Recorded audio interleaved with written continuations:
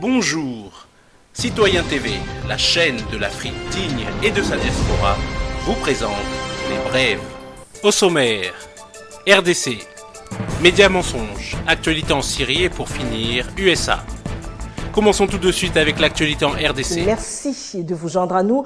Le Premier ministre Augustin Matata Ponyo a reçu ce jeudi dans l'après-midi les bureaux de la Commission électorale nationale indépendante conduits par son président Corneille Nangaa. Il faut dire que c'est la toute première fois que les bureaux de la CENI structurés se retrouvent autour du chef du gouvernement. Plusieurs sujets étaient au centre des entretiens, notamment la question sur les élections à venir, le financement de ces scrutins et la loi électorale. Je vous propose d'écouter à ces sujets le président de la CENI au sortir de l'entretien.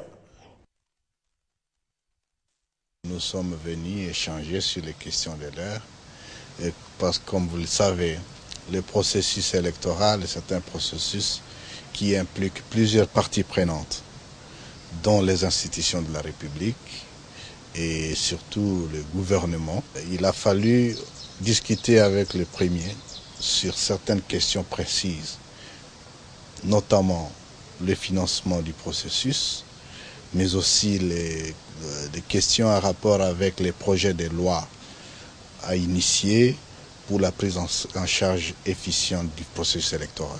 Le Premier ministre nous a reçus, nous avons discuté franchement, on a mis en place les mécanismes qui permettront à ce que nous optimisions les ressources et que nous diminuions les coûts, en tenant compte de contraintes budgétaires que connaît aujourd'hui la trésorerie de la République.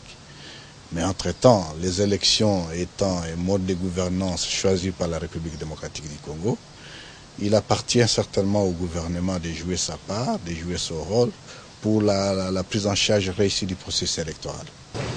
Tout de suite, médias mensonges. La question qui est posée, c'est celle des médias français aussi. Oui, exactement. Oui. Moi, je vois au fil de mon enquête, si vous voulez avoir des renseignements sur ce que font les militaires et les conseillers de la DGSE en Turquie ou en Jordanie contre la Syrie, pour prendre le cas de la Syrie, vous lisez la presse anglaise, vous lisez la presse russe, vous lisez la presse libanaise. Si vous regardez la presse française, vous ne trouverez rien. De même, si vous voulez, ça va très loin, c'est une désinformation totale. Vous avez vu qu'au début de 56 du tome 1, je publie 3 photos que vous ne verrez jamais dans les médias français, où l'on voit des millions de Syriens qui sont dans plusieurs villes de Syrie en train de manifester, non à l'agression étrangère, non à la guerre. Alors évidemment, ils ne peuvent pas montrer ces photos parce qu'ils ont reproduit systématiquement les communiqués de l'Élysée-Matignon qui disaient « Voyez, Bachar al-Assad est un dictateur, il tire sur son peuple ». Alors, quand vous dites qu'un dirigeant politique d'un pays tire sur son peuple, vous ne pouvez pas montrer des photos, vous voyez des millions de personnes du même peuple en train de lui manifester son soutien contre l'agression étrangère. Du reste, M. Sarkozy et son ministre des Affaires étrangères, M. Juppé, avec son Premier ministre, M. Fillon de l'époque, puis après M. Hollande avec son Premier ministre et puis M. Fabius, ministre des Affaires étrangères, ont utilisé ni plus ni moins que les méthodes de propagande qu'utilisaient les nazis en 1939, quand ils ont envahi d'une part d'abord la Pologne et puis la Tchécoslovaquie, c'est-à-dire qu'ils retournent, si vous voulez, leurs crimes contre les pays, contre leurs victimes, ils font porter à leurs victimes les crimes qu'ils commettent à leurs propres victimes, et ils transforment la vérité. Ils font de leurs paroles, si vous voulez, de la vérité officielle, la vérité officielle. On l'a vu après beaucoup plus tard, et ça dans le tome 2, je le décortique, sur le cas de l'accusation, par exemple, l'armée syrienne a utilisé des armes chimiques.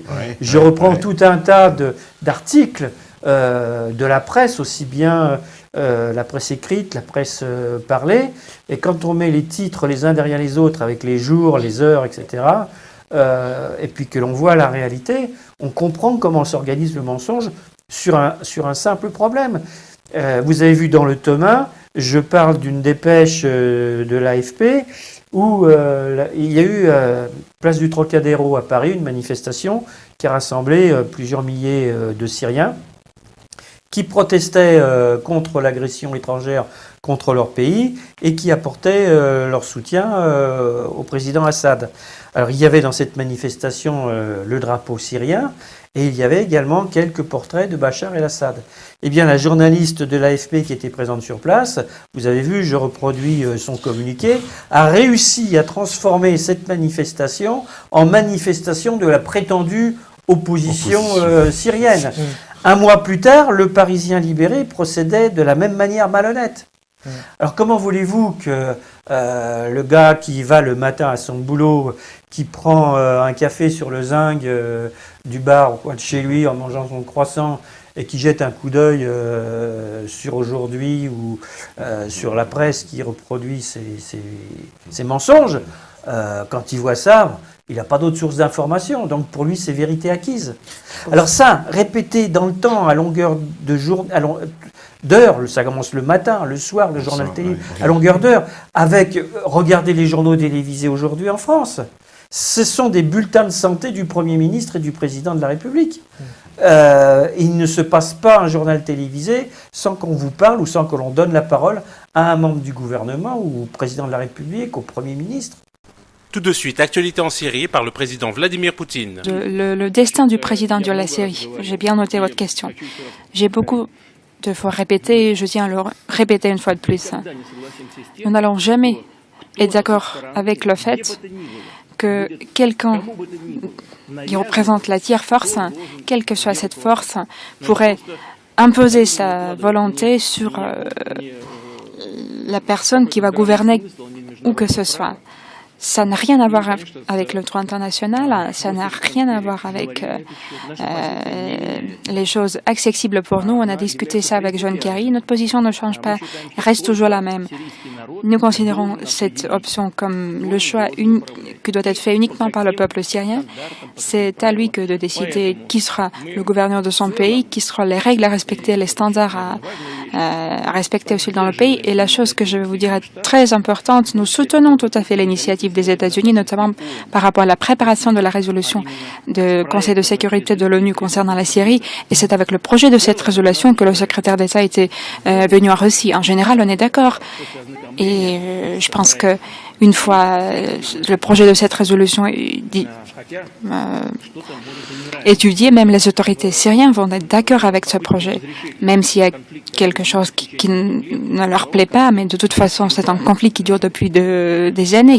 C'est un conflit qui a déjà abouti à l'effusion de sang. Alors, pour le faire arrêter, il faut des concessions des deux côtés. Mais en général, nous considérons cette proposition comme tout à fait acceptable, même s'il y a des choses à finaliser, il y a des choses à travailler. Je répète que c'est l'initiative des États-Unis de aussi président Obama, et ça témoigne aussi du fait que les États-Unis, aussi bien que l'Europe, sont très concernés par ce qui se passe au Proche et Moyen-Orient, au Yémen, aussi en Syrie et en Irak. Alors nous allons de toute façon faciliter la résolution de cette crise et nous allons espérer au fait que la solution qui va être trouvée sera acceptable pour toutes les parties prenantes, quelque difficile que soit la situation. C'est comme ça qu'on va procéder, tout en travaillant ensemble pour finaliser la Constitution, la nouvelle Constitution. On va avoir aussi le besoin de créer un mécanisme de contrôle des élections législatives transparent, qui serait un mécanisme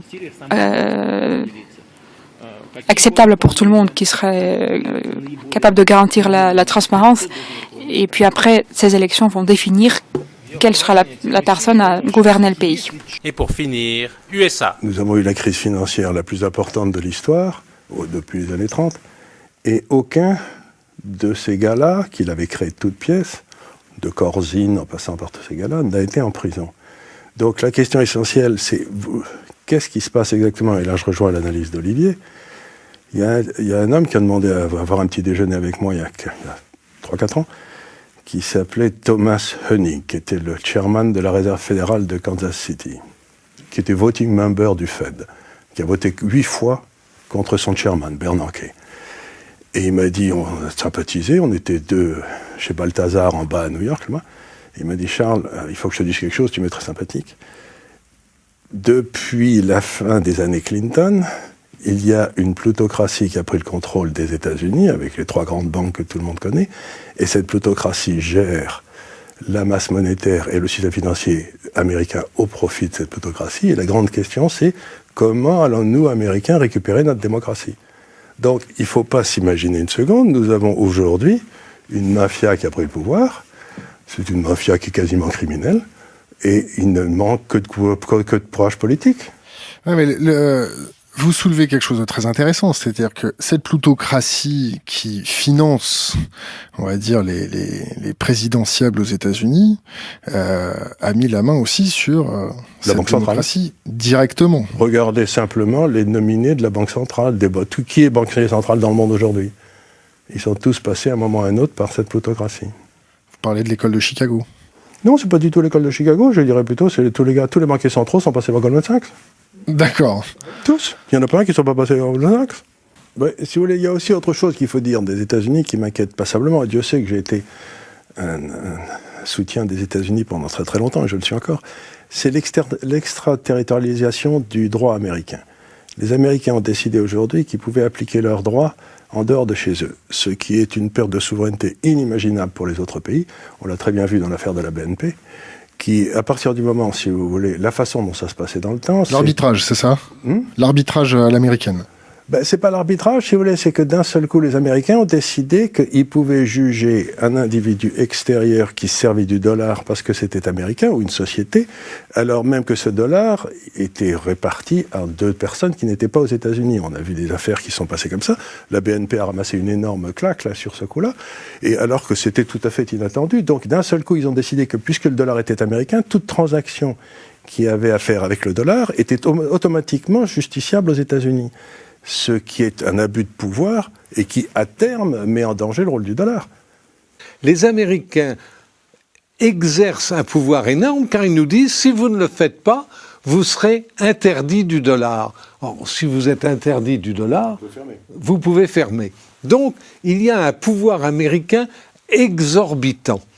Exorbitant, il est ce qu'il est, et je ne vois pas que ni l'Europe, ni le Japon, ni la Russie, ni la Chine puissent, dans un délai de 10 à 15 ans, contrecarrer ce pouvoir-là.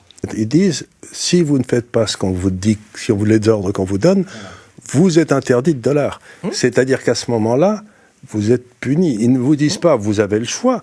Vous n'avez pas le choix, puisque aujourd'hui, 80%, tout ce qui s'est passé après la Deuxième Guerre mondiale, c'est que les États-Unis ont fourni le dollar comme une monnaie internationale, et l'arrangement qui existait à l'époque, qui était très simple, était de dire la banque centrale du pays en question, d'un pays par exemple la France, vérifie que les transactions qui ont lieu en dollars entre 2 de ces entités, entre la France et le Soudan, entre la France est conforme à la loi française, et dans la mesure où elle est conforme à la loi française, nous n'avons rien à dire.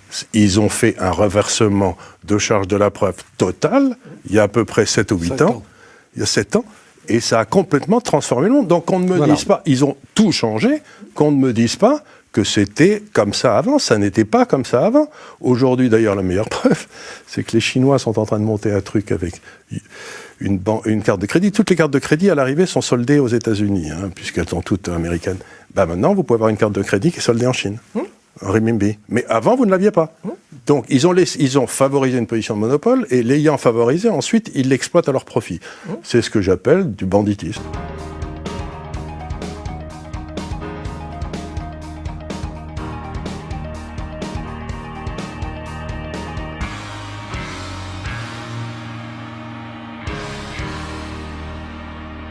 Citoyen TV, la chaîne de l'Afrique digne et de sa diaspora, vous a présenté Les Brèves.